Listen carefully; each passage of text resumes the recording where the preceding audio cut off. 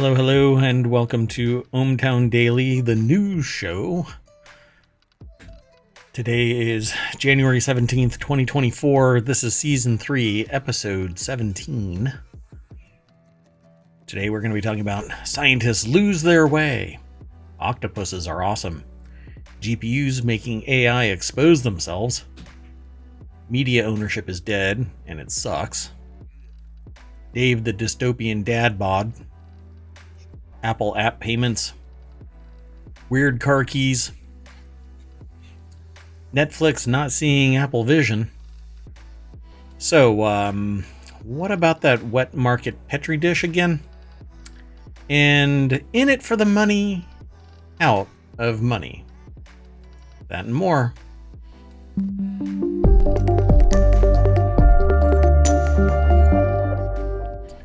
Okay, so we're kind of running around kind of crazy tonight. So I'm going to jump right into the articles and try to do a little bit of preamble, but man, I think people really just want to get to the news, right? None of the fluff, just the news. That's basically ohmTown.com. If you're not familiar with it, That's right. 6 main categories. Under them, 50 total channels. Not all of them are highly active because the news gets aggregated into various categories. And it started out as areas of interest from marijuana. I use ohmTown every day to categorize news so that I can deal with my information overload. Going to other sites, socially driven sites in particular, there is a ton of noise in it. And it was impossible for me to efficiently and effectively manage my time. So now you can come over to ohmTown.com, become a citizen. This is my bot called Ohmatron. They're also in the channel over on Twitch. They're connected to YouTube, etc., etc. So I use their account so that I can manage all of this. Because guess what? Once you're a member, you can swipe things, and this one is hidden, and this one is saved. And essentially, it allows you to create lists. It's under this menu option. I have a website zoomed in so you can't see it all. Let me zoom out so you can actually see how it's natively laying out. So that's how it looks. And what you can do is you can save and ignore articles. You can submit news, but only if you're a citizen. So be sure to go over and become a citizen of ohmTown. It's free. There's only one ad at the very bottom of each page, and I don't ask for personally identifiable information other than a way for you to get password resets. So, ta-da. And we're going to have 2-factor authentication reactivated here pretty soon. So I had turned it off for a while we optimize certain other features. Anyway, that's all inside baseball. Let's get into the news. The very first article. Yeah. It's interesting. I think these scientists have lost their way and they fail to ask for directions. ohmTown Daily is where it's found in ohmTown, but we have a source, and that source is Newsweek. Newsweek has a source, and it's frankly, it's probably Reddit. Anyway, a study of 21 species, including humans, found little evidence that males were better at finding their way than females, debunking a common myth. Yeah, I think it's a stereotype. I do too. But isn't it a stereotype for humans? Yeah, I mean, no animals have gender bias, right? So they aren't sitting there going, oh, look at that hot female, or, hey, look at that hot guy, or, hey, look at that hot person.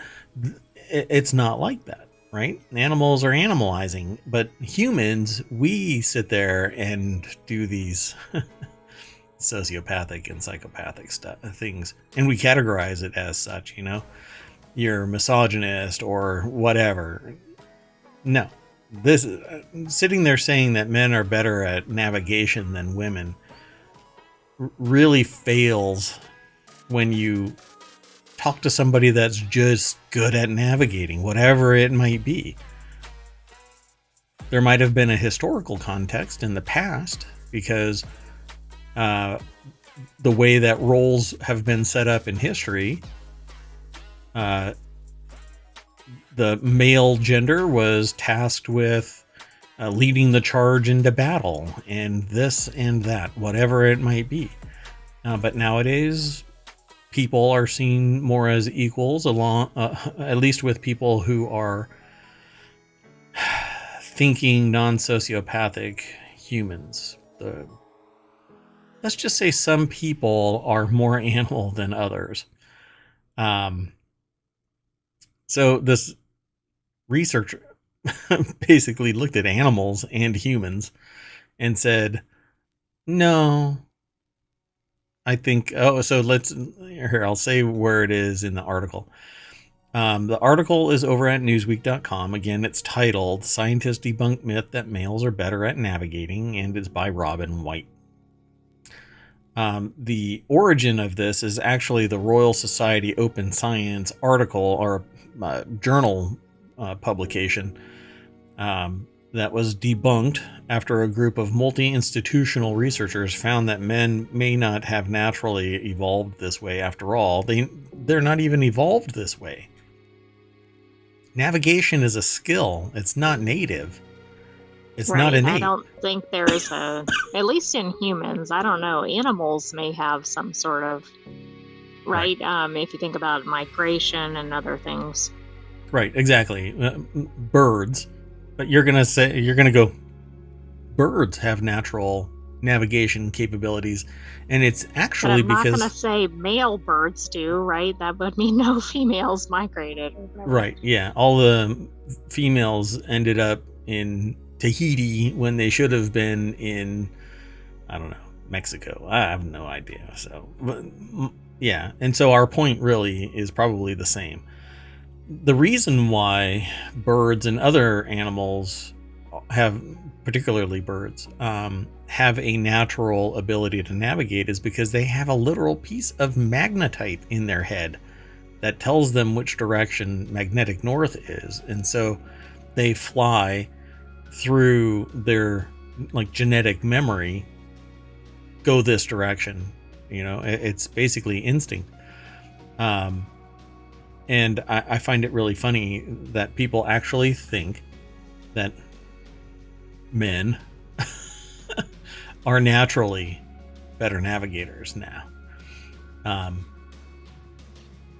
This has to be this just nature versus nurture. It absolutely right? is. Maybe people think men do that, and so then they show them how to navigate or whatever. Well, historically, Cub Scouts have a navigation badge, and Girl Scouts may not. And other people in school don't go through this training, but males do because of whatever. They're taking a course in whatever. Nowadays, not so much. The line is blurred as to gender-based roles, and perfect. I hate the idea of people going, sorry, you're not a dude, so obviously, and it's been perpetuated by gender, historical gender roles. My son wants to play with a doll. What should I do? I don't know. Let him play with a doll. Don't be a dumbass. Exactly. It's like, why is that a question? Yeah. Why is that a question? But if we had a manual on how to raise people, we would have to throw it away and start over, because we're, again, except for a portion of society, we're seeing everybody as more and more equal. At least we should be, but idiots abound. Anyway, species included the Asian small-clawed otter, which I would love to actually see navigating anything. Chimpanzees. Do you think it navigates on its back in the water? So I really wish that we could link the story about the otter that was playing in the snow. Oh, yes. That was a good one. That's adorable. One of the other species that was included is the Diablito poison frog, the European rabbit, the rat, humans, which they might qualify as rats. Although Some people would say that's a disservice to rats. And more. They discovered that there was little evidence of sex differences correlating to how well species navigated. I dig this story, so it's pretty neat. I don't know if the true origin of this was that journal, but they say at the very bottom of this, a previous study published in Current Biology in 2018 found that men were overwhelmingly better at navigating than women when asked to play a simple game that involved participants controlling the direction of a boat.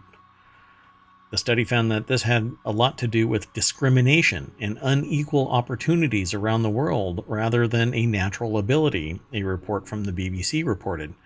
Another study published in 2018 in Memory and Cognition also found that men were better at this simply because they were more likely to take shortcuts, whereas women were more likely to wander.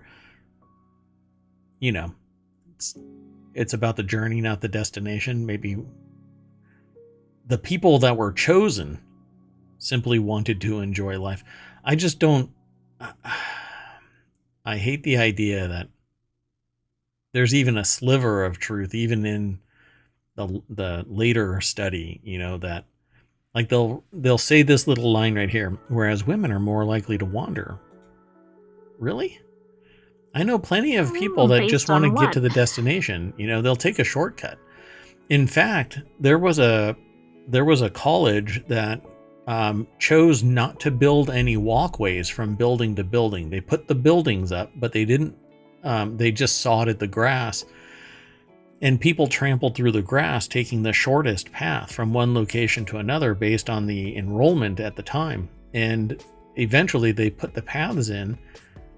And it was the most efficient way. Actually walked. Yeah. Yeah, that's neat. Yeah. They didn't force them to do, you know, a circle or a whatever. So I guess the question is, did half the population meander around and take a circuitous route, or did everybody kind of go the most efficient way? Right. And depending on what college it is, they took the most direct route. And I would probably say humans always take the most direct route. Strike that. I would say that all things being equal, they will take the most direct route. The only time people will take a wandering path is if they have zero other priorities and they just are going for a stroll. So, all right, let's keep on going though. We have some really interesting articles today, unlike every other day where they're just boring as hell. Ugh. It's just a slump. Oh, did I say that out loud? Uh-huh. Oh. Never mind that. You know, I just realized that it said that we've been streaming for 24 hours. I must not have reset the page. Or I've been streaming for 24 hours. And right, that's the alternative. There's going to be some awkward conversations in HR tomorrow. So the next article is over on the Mobile channel. I'll see a newly discovered deep sea octopus and its adorable alien children. I don't know if they will have pictures on this that I will be able to see. Maybe better after that headline. I know. I didn't realize that there's nothing in this.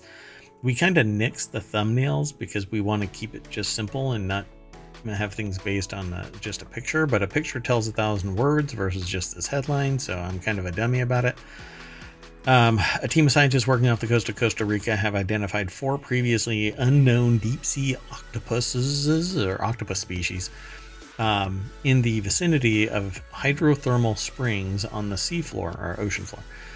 They also discovered 2 octopus nurseries affiliated with the springs, both of which belong to the newly christened Dorado octopus.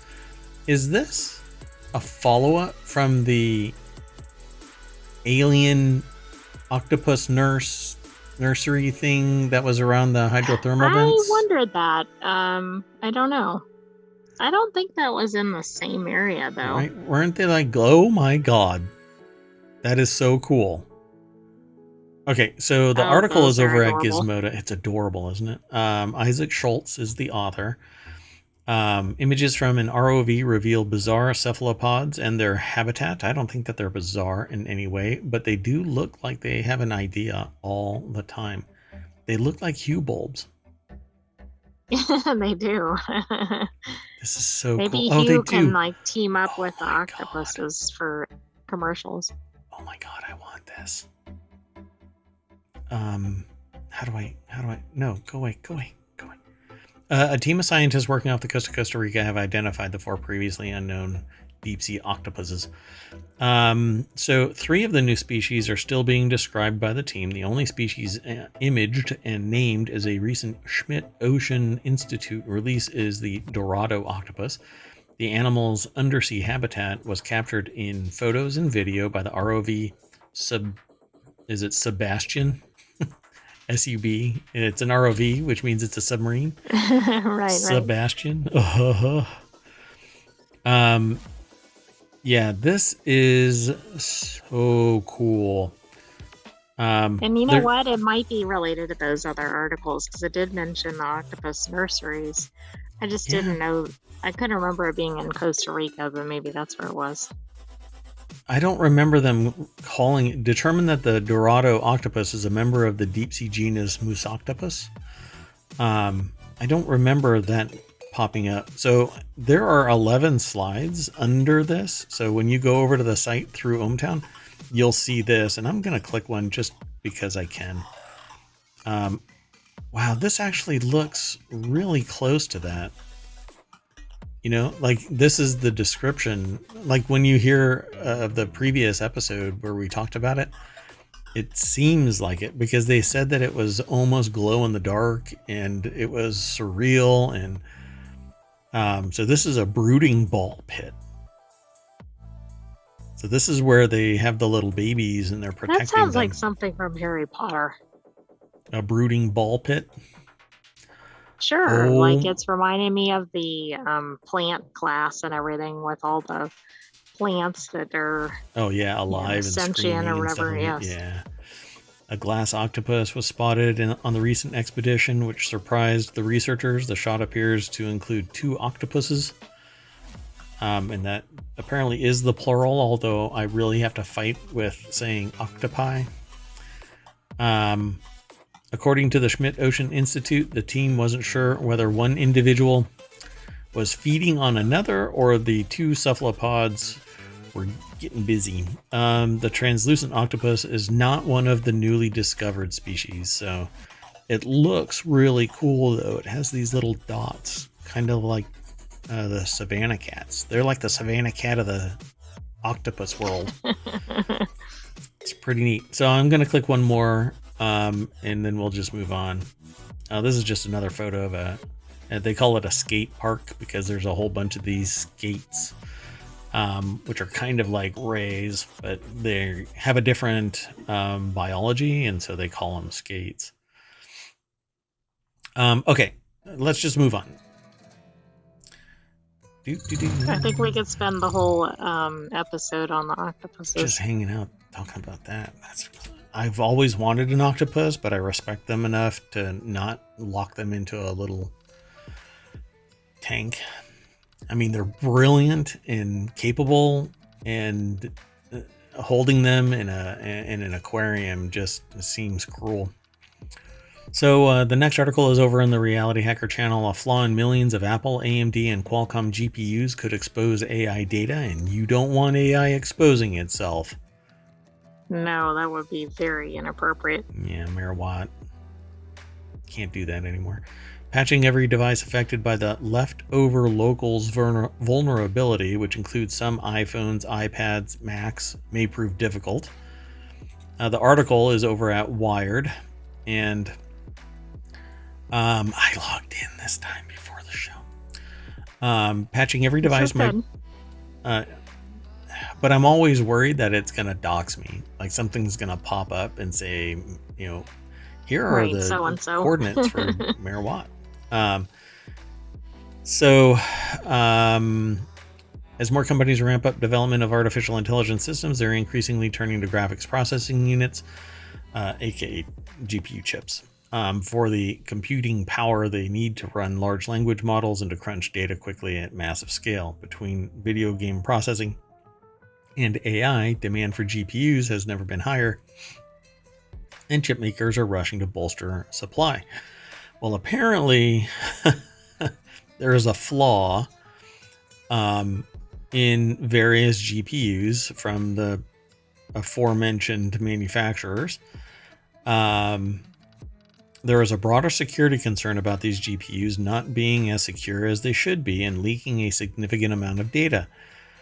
We're looking at anywhere between 5 megabytes to 180 megabytes. In the CPU world, even a bit is too much to reveal. Yeah. If you want to know how that leakage works, then look up Heartbleed, which basically was something attached to OpenSSL that, because one of the developers committed a bit of code without something being re-enabled, instead of only a few bits of information being transferred, a large portion of the memory, uncompressed and without encryption, was actually divulged to anybody who requested a heartbeat.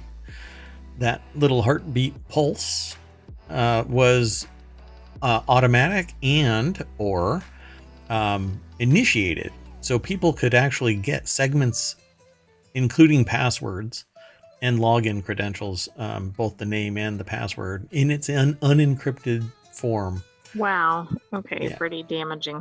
Yeah, and of course banks use this, and so it was actually attempted to exploit it, and that's how everybody knew about it. So to exploit the vulnerability, which the researchers call leftover locals, attackers would need to already have established some amount of operating system access on a target's device, which, okay, I mean, if they're capable of utilizing this vulnerability, then they're able to get into a system and then do it.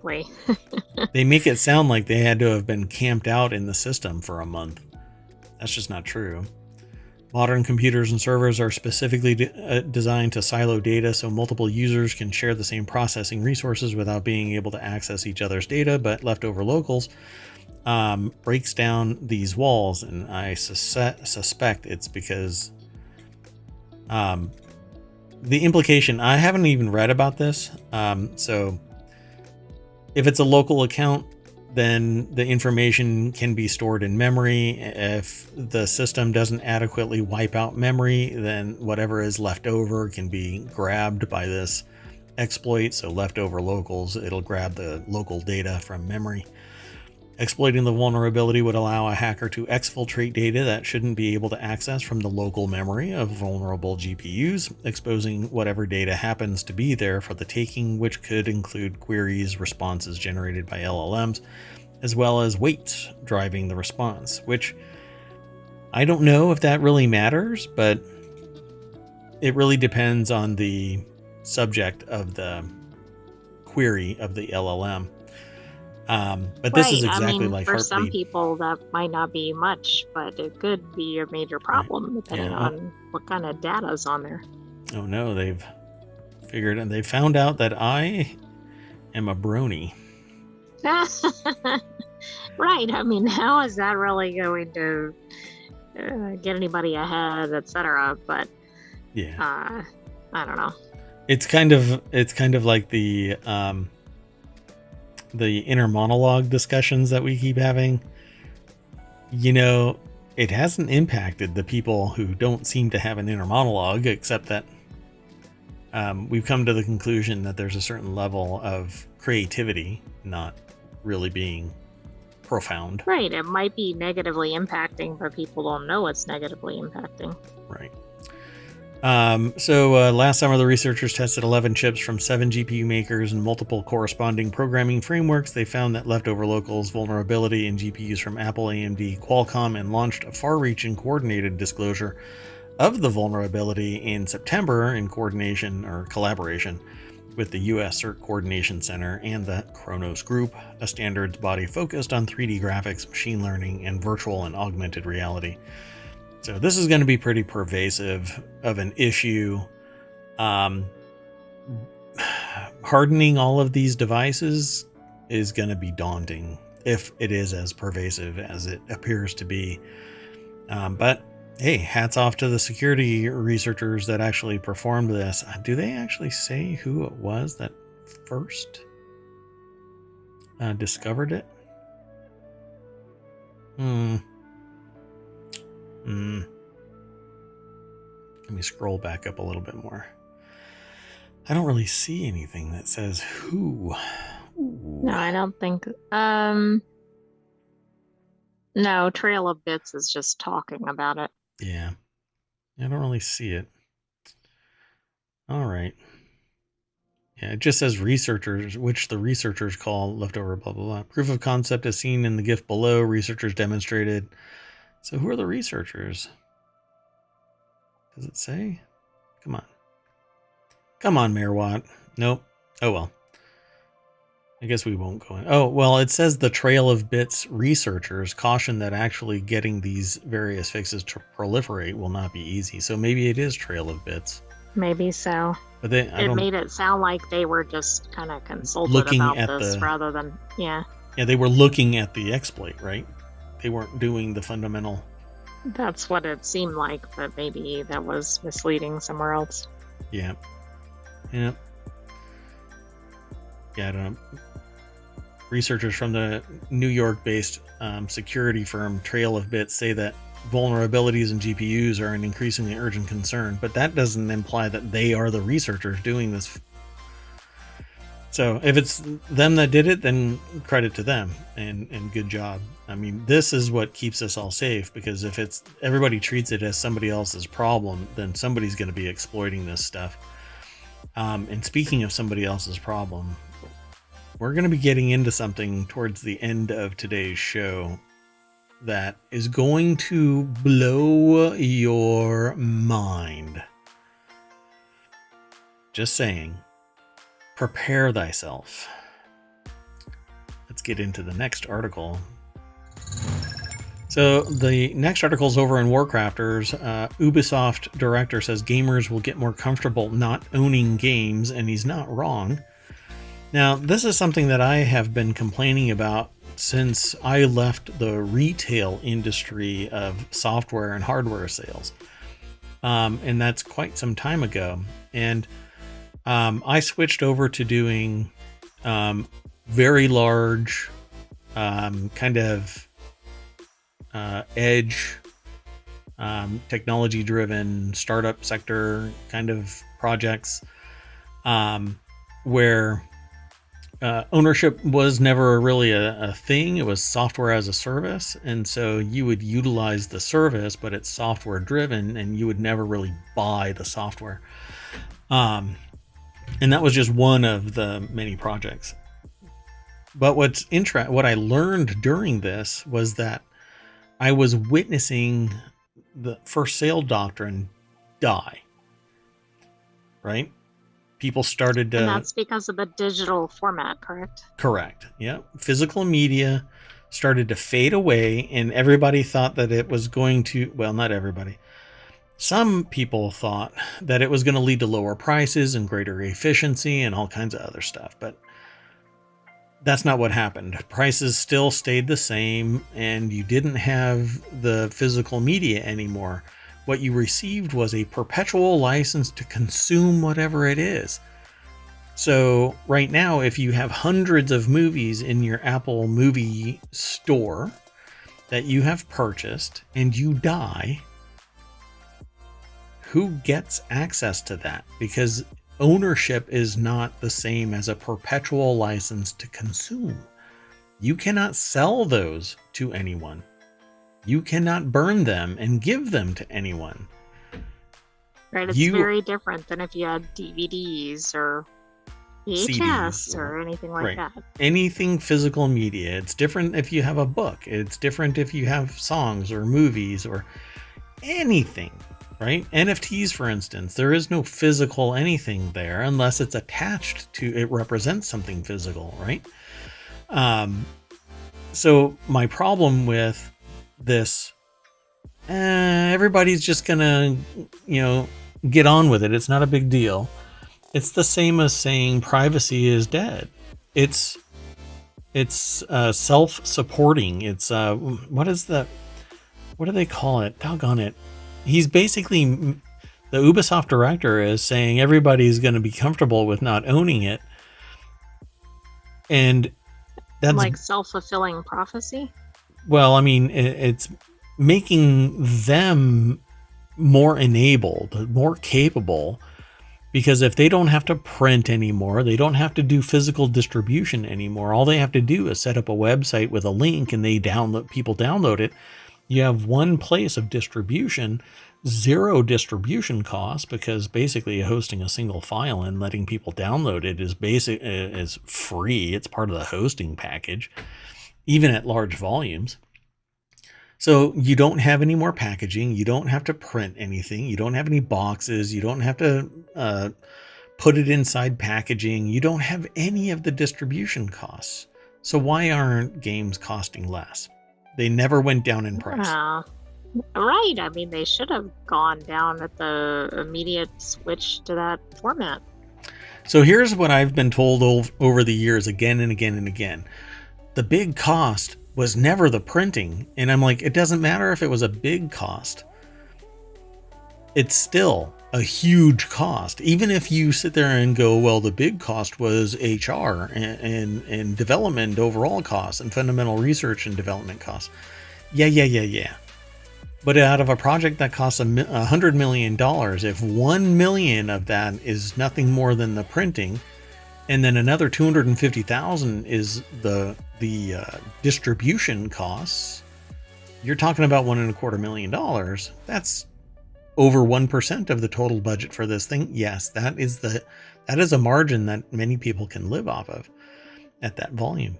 And so I was really frustrated when I was always hearing companies that I was a consultant for telling me, no, that isn't that big of a cost. I'm like, look, I see your books. I know that it was a significant point. You should be lowering the costs as a consumer.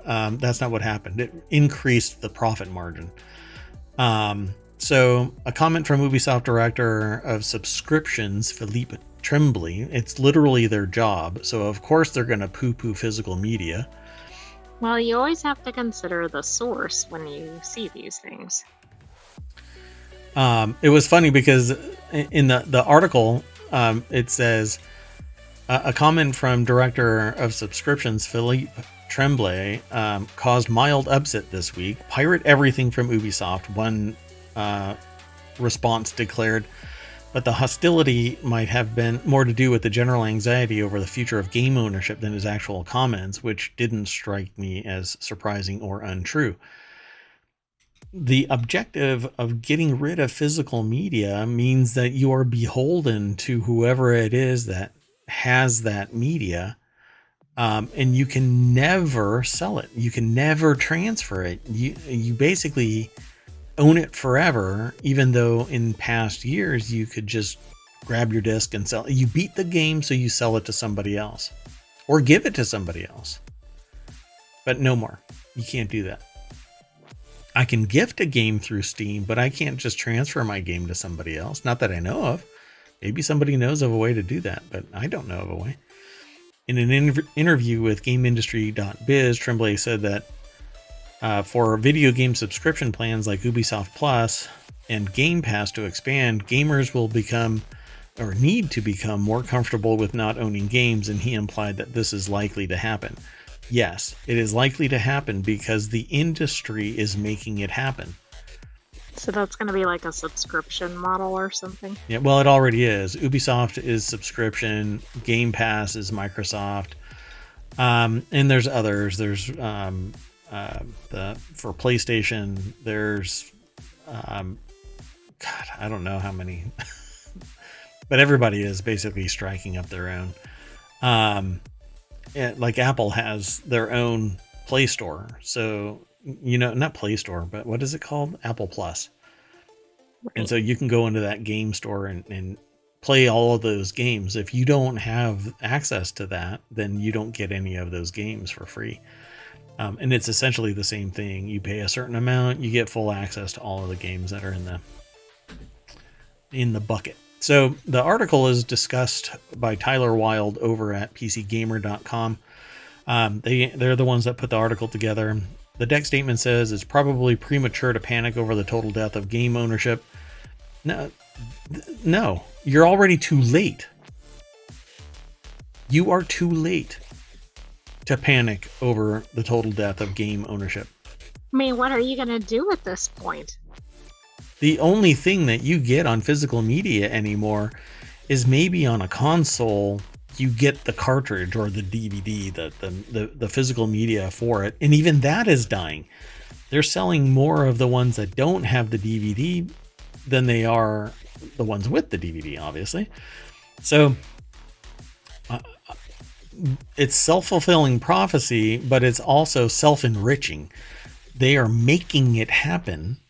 It's increasing their profit margin because they don't have that cost of goods anymore. And they're preventing anybody from buying any, like owning anything. Well, and then, yeah, I agree, right? So then they can get more people to subscribe. Yeah. You can't get the game because you can't buy it from somebody who's already beat the game or no longer likes the game. I've got a bunch of games in Steam that I don't like. I just can't dedicate enough time to play them, or some other thing, and I can't gift them away. I can't sell them for sure.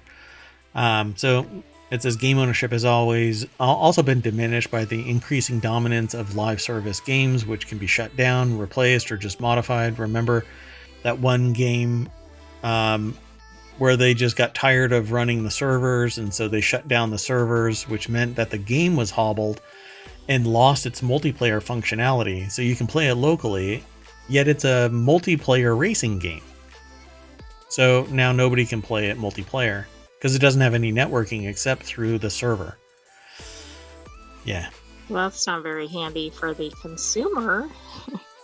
Right. They got tired of spending the money. They're not relevant to this, right? No, not at all.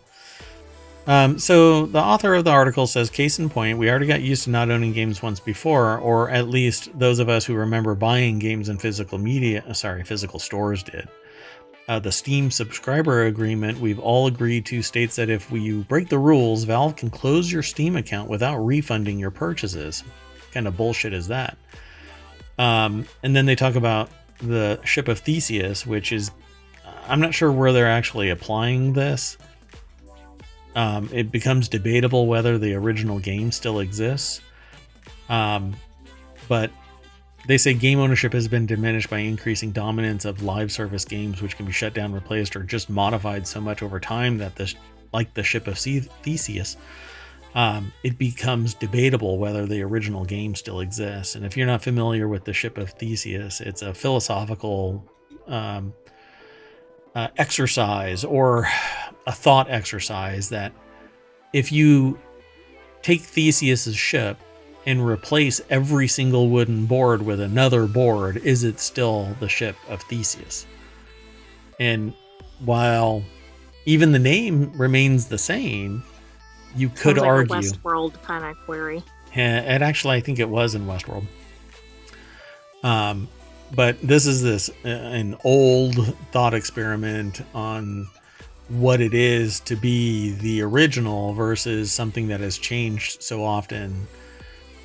Humans, for instance, by the time you're middle-aged, I think the rule is that you've replaced yourself countless times because every cell in you dies and is replaced.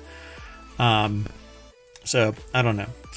But it's a thought experiment. So the point is not to force users to go down one route or another, Tremblay said. We offer purchase, we offer subscription, and it's the gamer's preference that is important here. But no, we may purchase, but the physical media is still dead. I don't have the ability to sell anything that I purchase in any game store, at least not yet. I wish somebody would actually strike up a lawsuit and force that, because we lost first sale doctrine, which has always been in existence with physical media. I own this phone. I should be able to take this phone and sell it to somebody else. That's not what happens when it's software primarily. I purchase it in Steam. I cannot do anything else with it, except if I get tired of it, it becomes a digital paperweight. And literally, I uninstall it, and it just remains a flag in my account that I can download it again. Unless it's no longer available for one reason or another. And then I'm out the money and I'm out the software. And that has actually happened to me before too. So anyway, it's an interesting exercise. So we'll see. I think maybe society will finally get sick of it and somebody will go, you know what? I want a class action. This stands to be a class action because I am losing an historical right, the right of first sale doctrine. I had the ability to sell my purchases. Yeah, I am surprised that it hasn't come up yet. Maybe it hasn't. I'm not saying the situation hasn't arisen, but since this is relatively new, I think it's going to take somebody with a really large account, right? A lot of games, a lot of movies, something like that. Right. That might, maybe that that'll stands spawn a lot to some lose. litigation. Yeah. My thing about this is that if somebody dies, the estate owns all of whatever is remaining, but they have no knowledge necessarily that there have been thousands of dollars sitting in a movie account on Apple's store. Exactly. Well, I think some of the legal forms are catching up to that, so they're asking about accounts and things like that, at least to plan for those. So, yep. Just add it to your will. It'll be interesting. Add it to your will, and then when you're told, sorry, you can't have it, we know now that person is dead. We've closed their account. You're out maybe $5,000, $10,000 worth of movies and music. You are not made whole. You can file a class action because you've been, and you can even file a class action on behalf of everybody, depending on where you are in the United States. You could sue preemptively for a cause because the whole nation potentially can lose money simply because of a licensing term, which there's an imbalance there. You have to agree if you want to be in the ecosystem. You can't do a line edit and they agree. You can't edit those terms. There's no meeting of the minds because there's a power imbalance. And a good attorney would be able to fight, but a good attorney can also fight back. That's true. That's how that usually works. Yeah. Okay, so let me make sure that Ubisoft director. Okay, so I put that in the chat. Let's just keep on going. The next article is over in the Warcrafter channel. A dystopian sci-fi MOBA was the last thing that the author expected from the studio behind Dave the Diver, but it's real and it's playable soon. So hold on a second.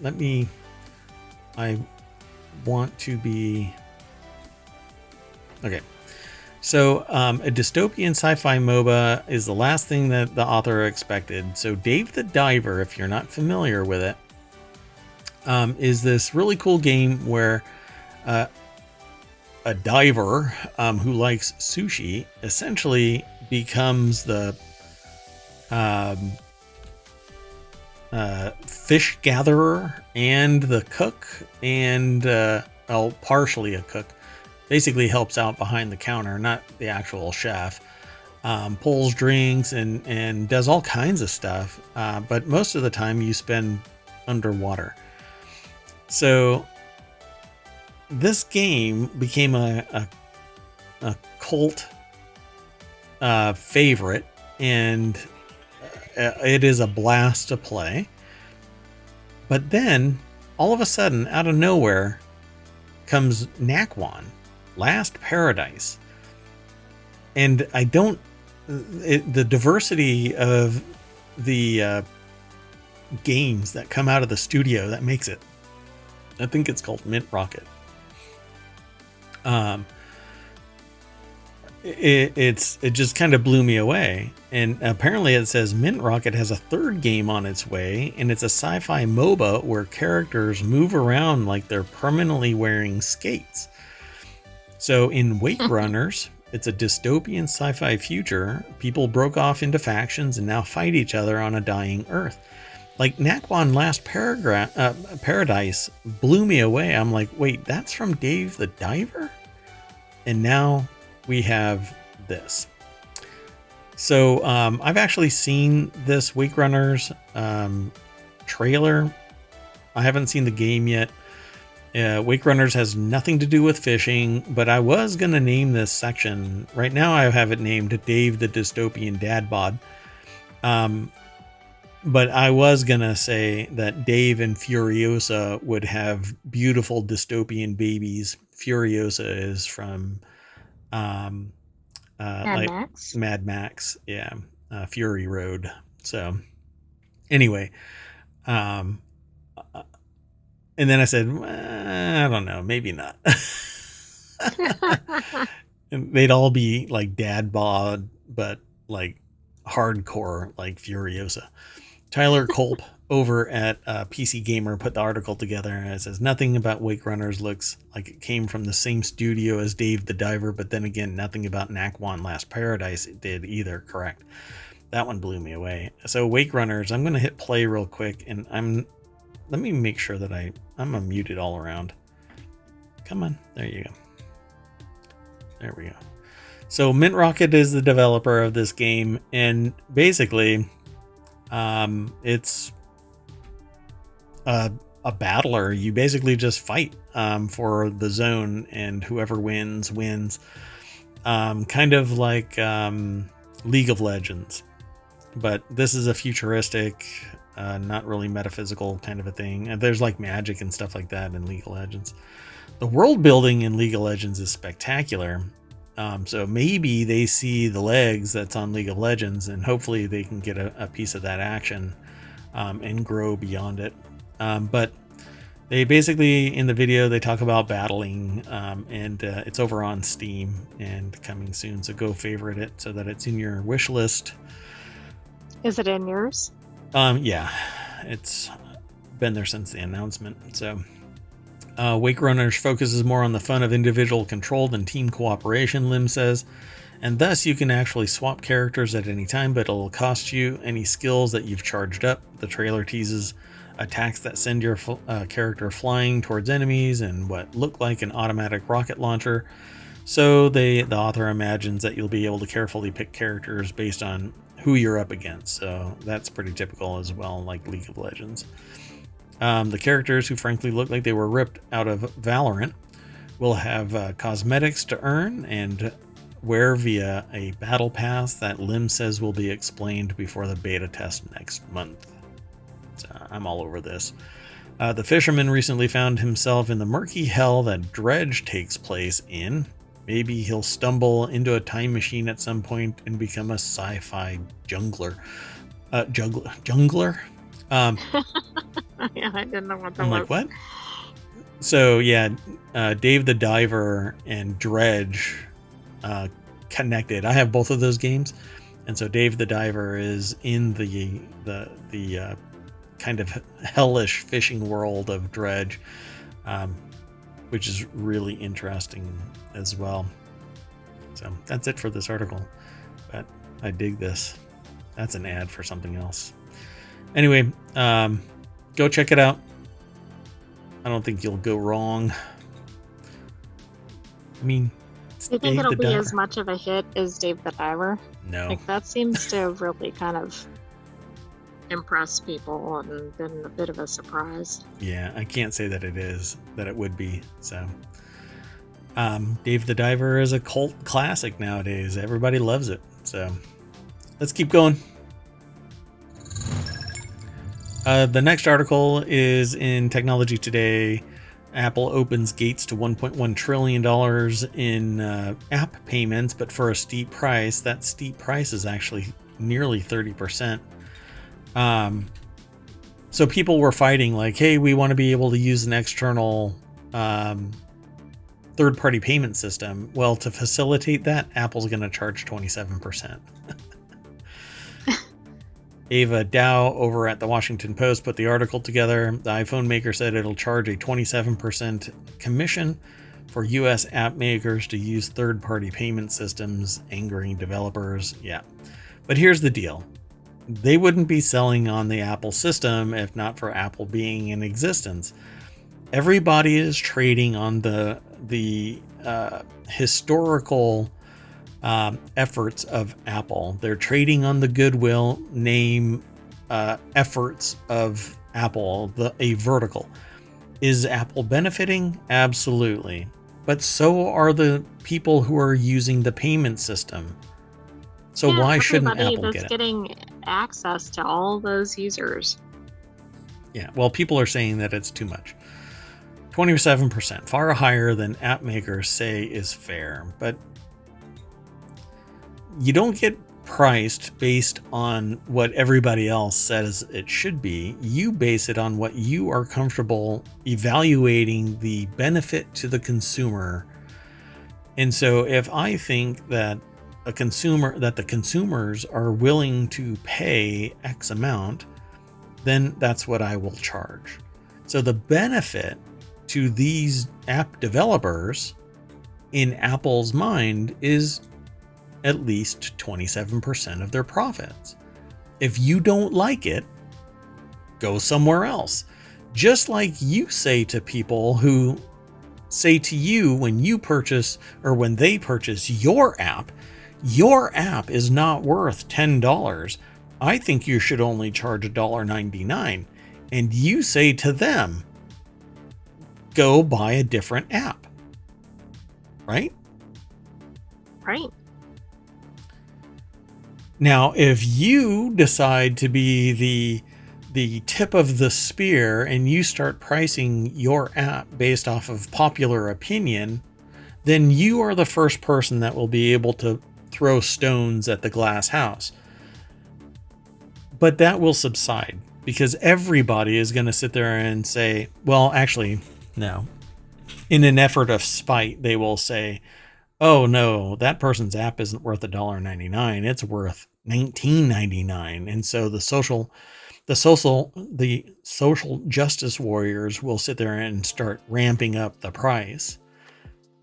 But the reality is, over time, people are just going to get sick of paying that price, and the price will drop back down to what society wants, which is $1.99. That's my argument here. People are charged for what the developer, or in this case, the platform, says is the value to the consumer. In this case, the consumer is app developers. So, if you want your 27% back for the privilege of selling using a third-party service, you're going to have to jack up the price at least 27%. Right, but then they charge more. I don't know. They take more anyway. May impact sales, but yeah. Exactly. So then you get to find out about Business 101 and elasticity of demand. Go find out. Then there's basic again in Business 101, bulk rate. Go. People are going to see your price and go, I don't want to. You know what? Pay what Apple does through their payment system. It zeroes the friction. So why even bother going to a third party? All right. I know. You're fighting the good fight. Next, you're going to say, I'm going to start up my own app store. Whatever. Let's keep going. Like driving that amount of traffic over there. Exactly. Look, even the AI from the future that already knows all of this is saying this. So, yeah, we're on the same page. Okay, so the next article is over in the Mobile channel. These are the weirdest car keys ever produced. The article is from Gizmodo, but I think a faction of it is Jalopnik. One of their websites is called Jalopnik, which focuses on cars. Is it about jalopies? Jalopies. I think that's where it's actually from. So we celebrate diversity here at Jalopnik, since diversity brings innovation, excitement, and titillating new flavors. Something that seems as dull as a car key can be reshaped, reinvented, reimagined into something beautiful, and this list celebrates the diversity and innovation in the widely varied world of what? Automotive keys? So these are the weirdest keys. Wow, that's a huge key. Logan Carter over at gizmodo.com, which I think they own Jalopnik, but anyway, there is a slideshow, and so I'm going to click this. Wait, before I do that, let me throw this into the chat.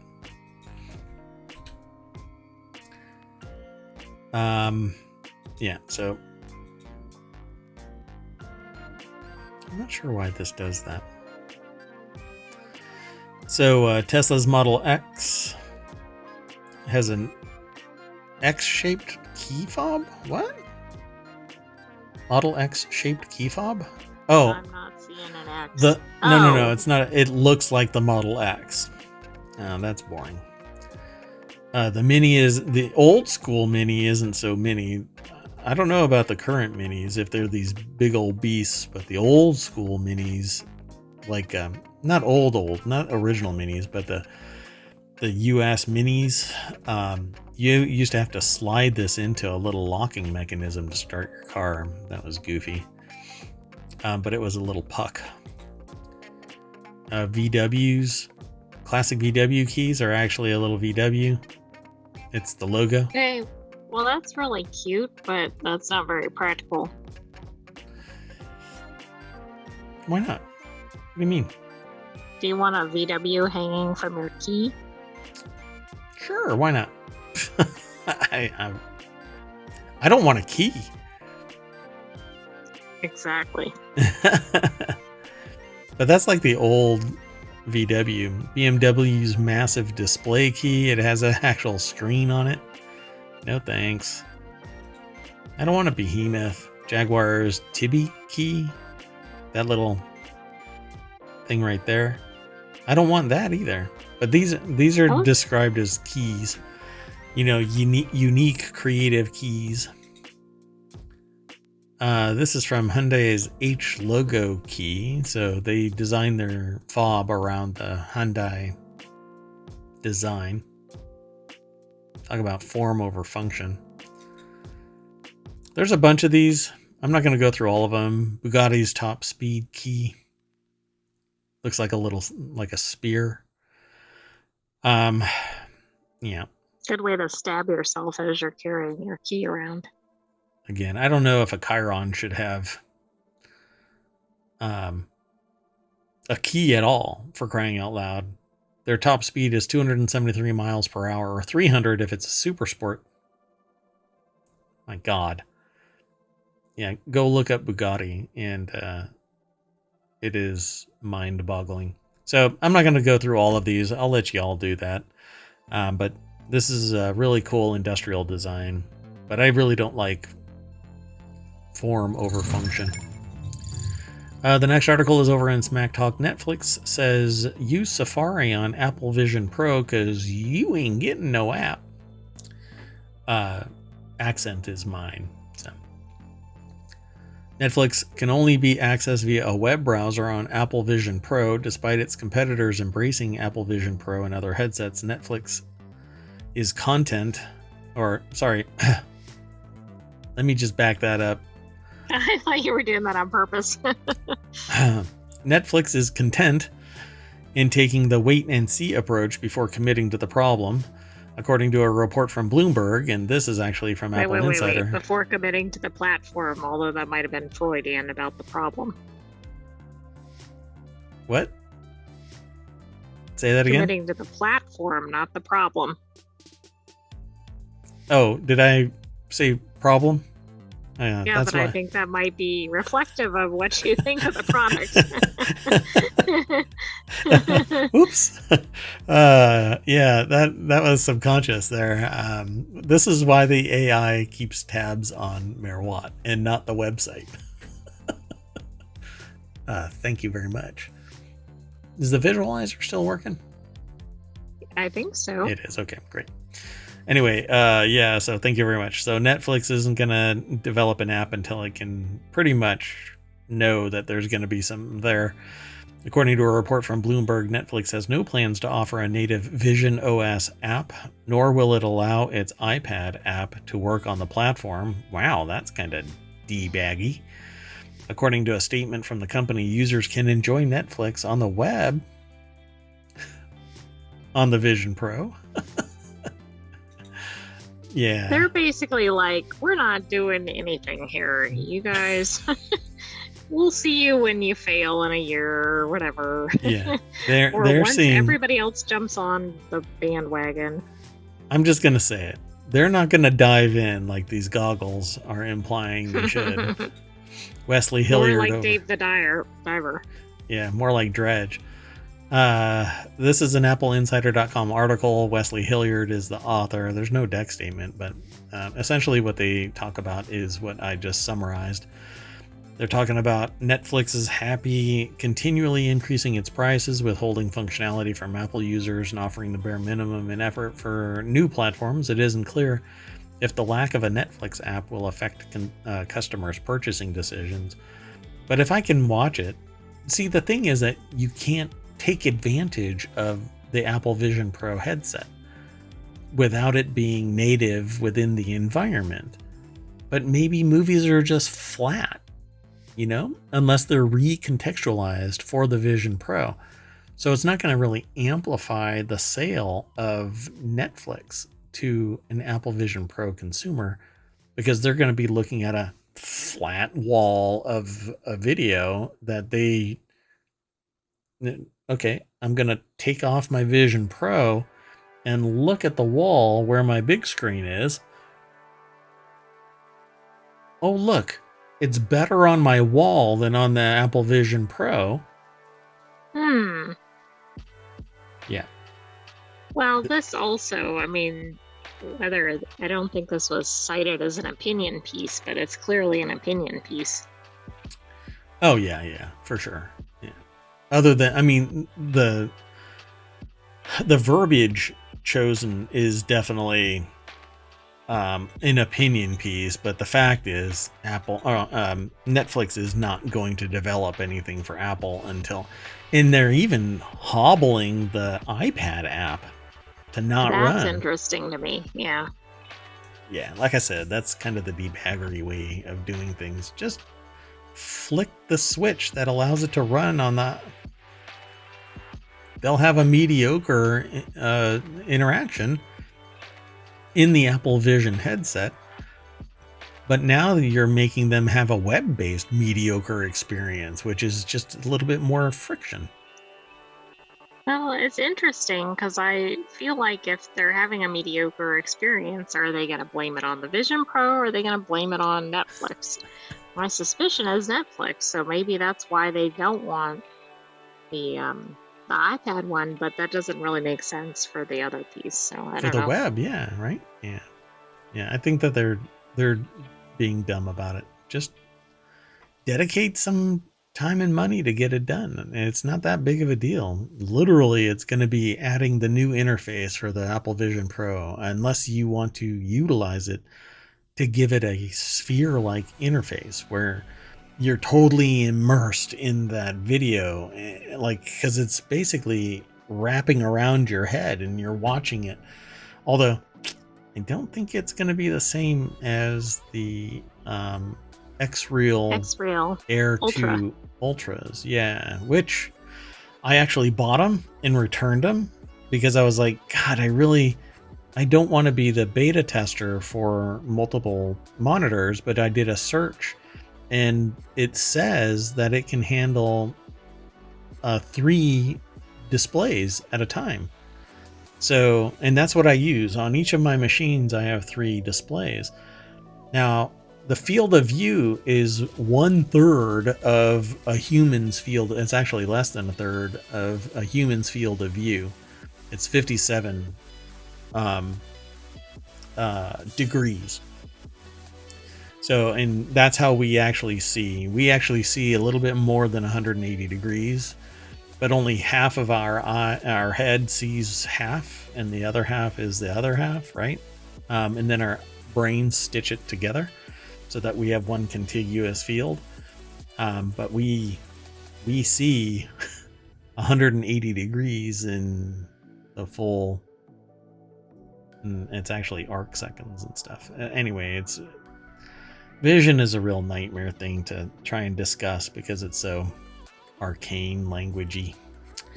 Anyway, this is going to be... Oh, I wouldn't normally talk about the comments in the article, but I liked the first one.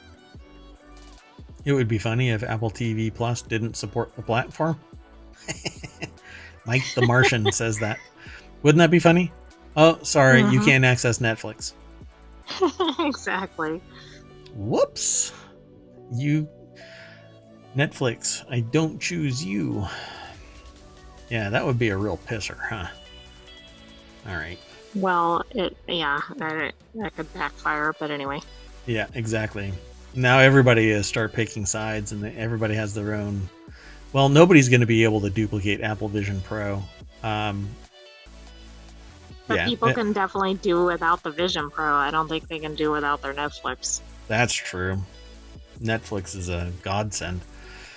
And I'm not even a religious person, for crying out loud. All right. So, okay, this is where I have to prepare everybody. The next article is going to make you go, now what the hell? The last article is just fun. Well, not fun for a couple of people. Well, over 800 people. But this next article is surreal. And now I need to know more. I need a banner that I can play. I need to know more. That kind of thing. The more you know, but I wanted to say... Whoa. We don't want it to be NBC. If you don't know, you don't know. No, that's wrong. Let's see. Won't you be my... No, can't do that one.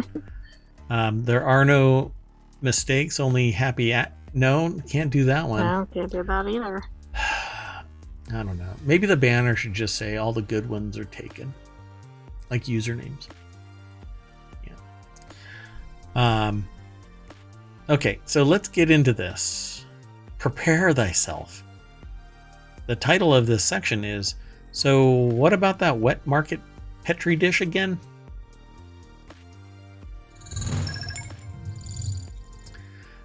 So in the Mobile channel was aggregated an article titled Chinese Lab Sequenced COVID-19 2 weeks before authorities disclosed findings.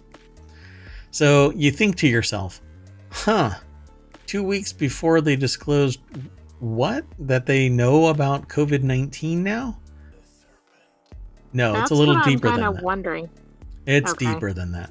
So the article is by Joseph Choi over at The Hill and comes out of the gate swinging. A Chinese researcher submitted a virus sequence of COVID-19 to a National Institute of Health database in December 2019, 2 weeks before Beijing released the virus's genome sequence, according to federal documents obtained by a House committee. Before it exploded on the scene, they had already sequenced a portion of COVID-19. Okay. That silence. Yeah, stunned silence. That silence is basically the oh my gosh moment. So people have been saying... if they sequenced it 2 weeks before, how long ago before that did they know about it? Right. So the 2 week lag between when the sequence was submitted to the US database and eventually released publicly by China appears to bolster claims that Beijing hid key information as the world was trying to understand and respond to the deadly new virus. The committee noted that REN is a sub-grantee of the EcoHealth Alliance nonprofit, the organization that previously awarded NIH grants to the Wuhan Institute of Virology and came under scrutiny during the pandemic. So, following established quality control processes during which NCBI staff review technical but not scientific or public health details, a resubmission request was issued to Lilly Ren on December 31st, 2019, with notification that the additional information requested was not provided by January 14th, 2020. Then the original submission would be removed from the processing queue. The new submission from Ren was never received. The Chinese Center for Disease Control and Prevention publicized the sequence nearly identical to the one submitted by Ren about 2 weeks later, January 10th, 2020. So this thing was developed in that lab. I can almost...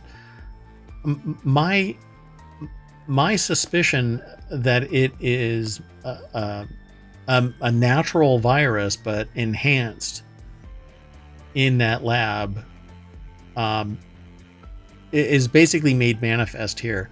They had already sequenced it.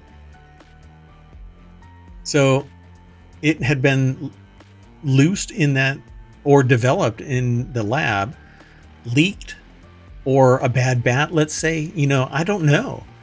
But I'm feeling pretty certain that this thing was given the ability to jump ship and infect humans. I wish, because here's the deal. So how long does it take to do a genome sequence inside a virology lab and then post it?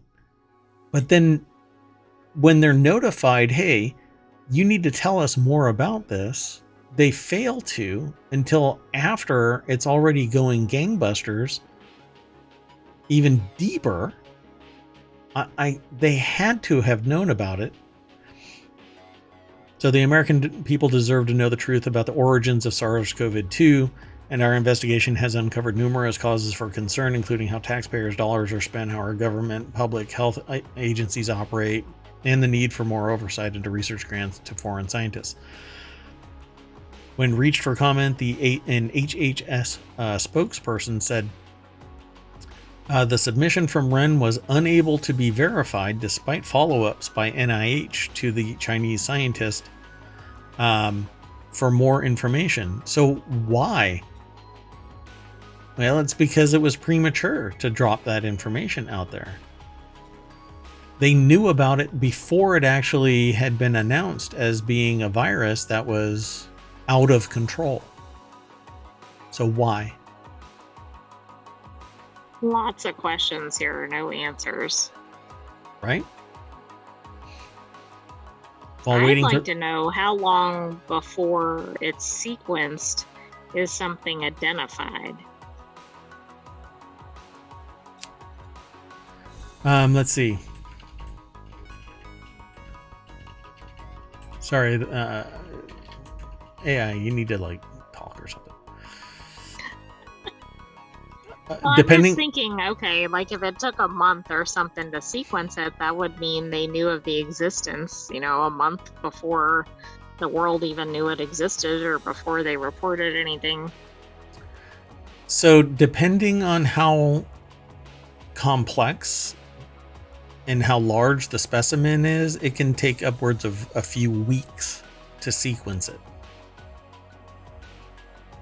Right, but you also don't, on day one of a viral outbreak, you don't go, oh, this is something I need to sequence. Yeah, you don't even see it. Because you don't know until you have enough data, which could be weeks or months sometimes. Yeah, the initial virus would have to be amplified so that a human observer could actually find it in the bloodstream. Right, but they wouldn't even know there was one there until you had enough data points, outbreak, right? Yeah, exactly. I'm telling you, man, they knew about it already before, when. That means it was spreading well before. Yes. December. Yes. Spreading, not detected. Yes. Yeah, absolutely. Because it had been deposited into the NIH gene bank. Well, they call it Gen Bank, but it's a gene bank of genetic sequences maintained by the NIH in December 28th, 2019. So let's say you take the average and it's 2 weeks for them to actually sequence it. I don't know. This is like a napkin sketch.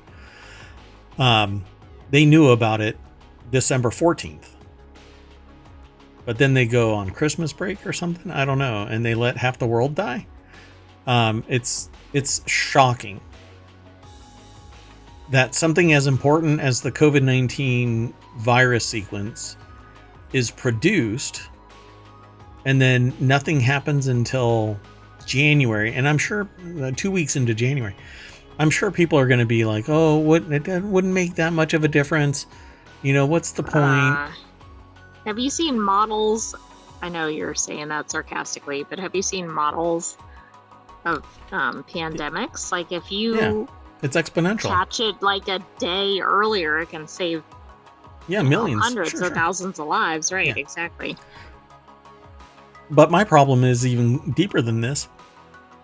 It's not that it was known about and could have been caught sooner based off of the detection and sequencing.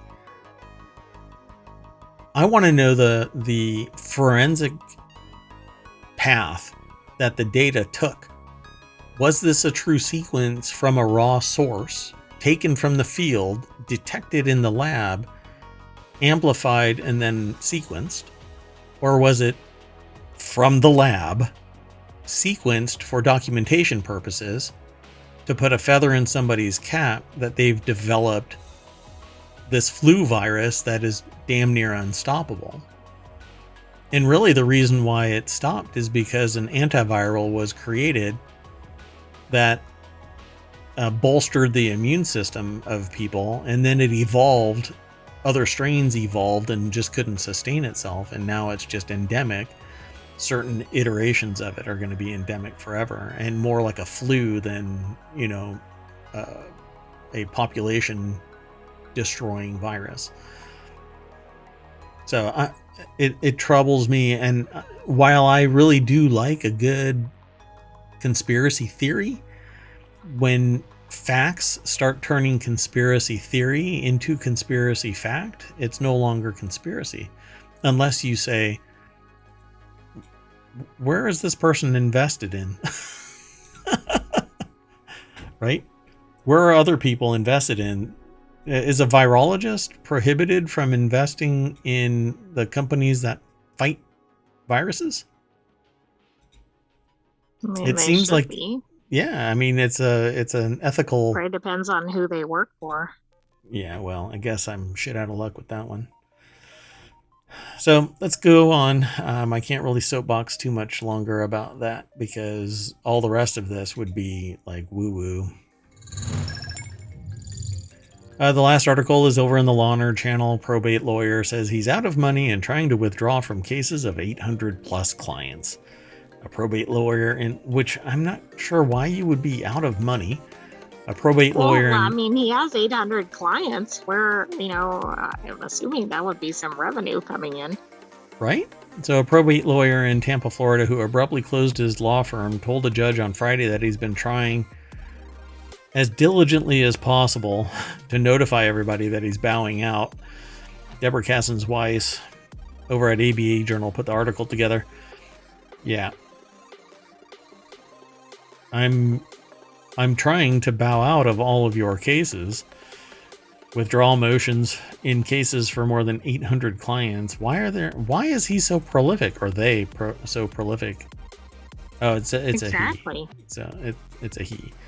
I would normally refer to somebody as they until I know what their gender is, but lawyer Dennis, how do you pronounce that name? Shafran?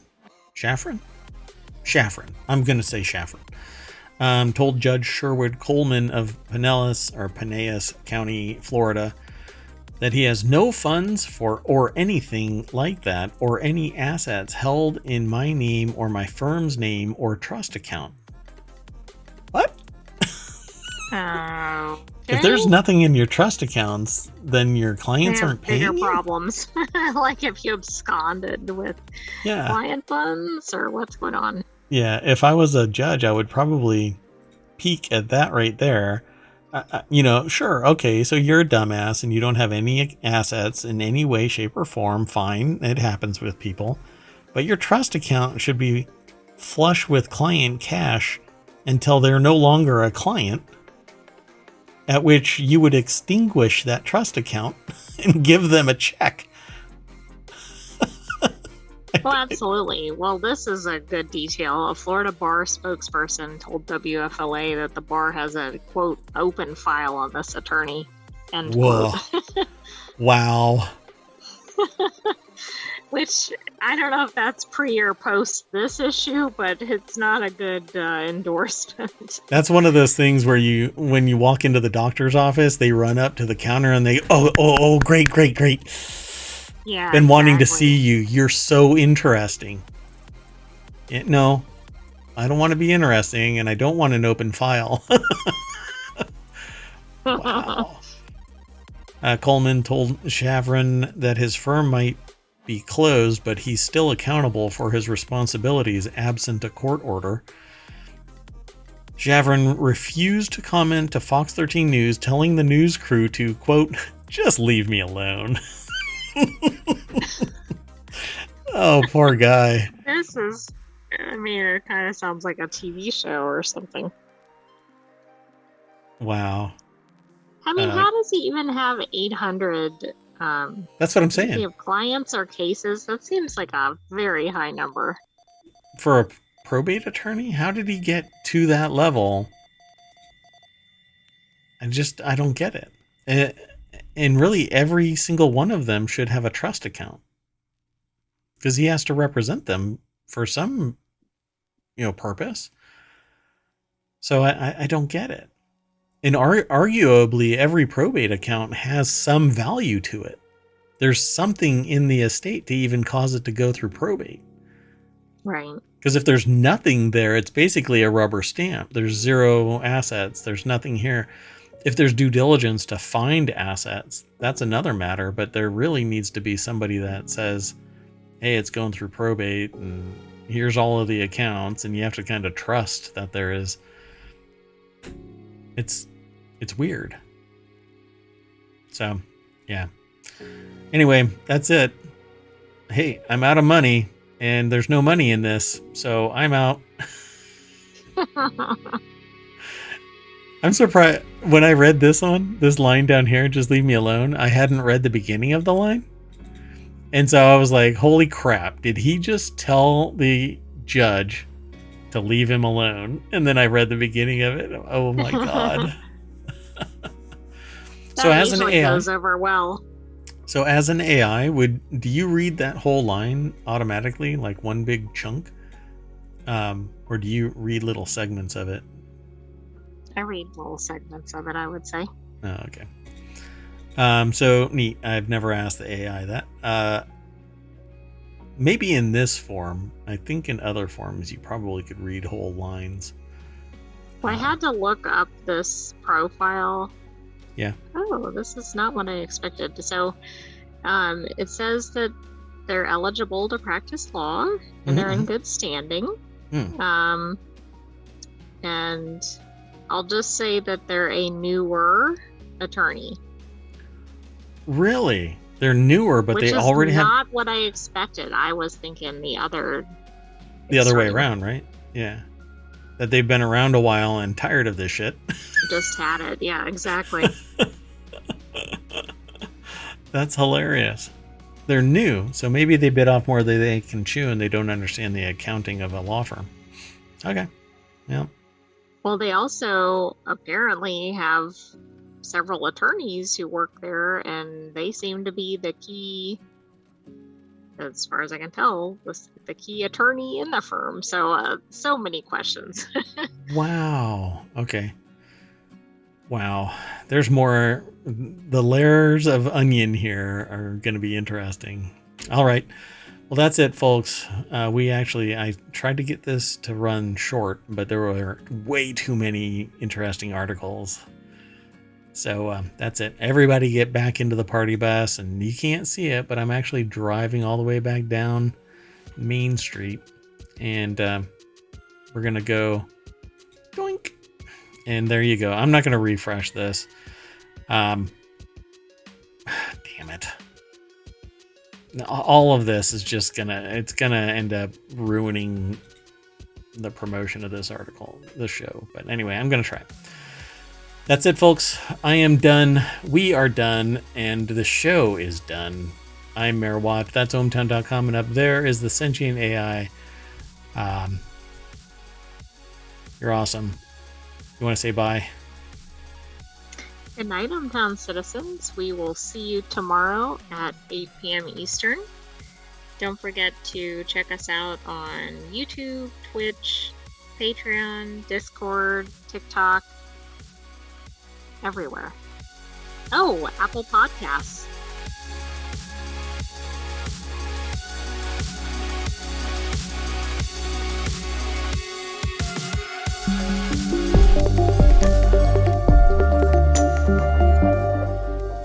I'm playing you out. See y'all later.